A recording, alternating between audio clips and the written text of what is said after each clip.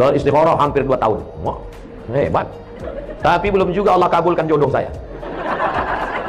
Ada kawan saya salat wajib pun dia tak jelas. 2 bulan langsung dilamar. Pertanyaannya di mana kekurangan saya, Pak Ustaz? Ini bukan bertanya, curhat ini. Allah itu kalau ngasih menurut kemauan kita, menurut kemauan dia.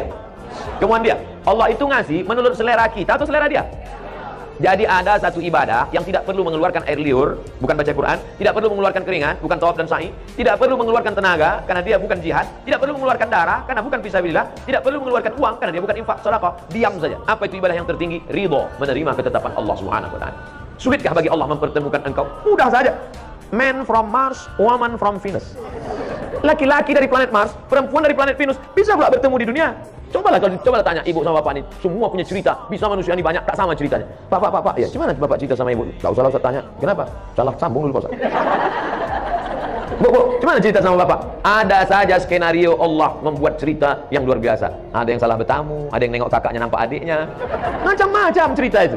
Oleh sebab itu saudaraku, sesungguhnya ada rencana Allah yang lebih indah. Tapi setelah usaha, ikhtiar. Itulah gunanya silaturahim, berkenalan. Ustaz Somad ada tak stok? Ada saja. Banyak jamaah-jamaah kita. Nah, ada laki-laki yang bingung mencari perempuan, ada perempuan yang bingung mencari laki-laki, dijumpakan sama Ustaz. Tapi Ustaz itu bukan macam comblang. Jumpa, Ustaz, kenalkan saya sama anak Pak Haji Anu itu Pak Ustaz. Bisa? Datang kau nanti ke rumahnya ya? Iya. Tapi perempuan itu tak tahu. Karena kalau perempuan itu tahu dia mau ditengok, tebal bedaknya tak sama macam kemarin.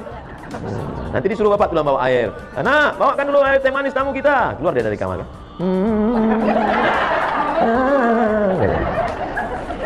Insya Allah Allah akan pertemukan, tapi dengan syarat sabri wassalah, banyak-banyak sabar dan salat.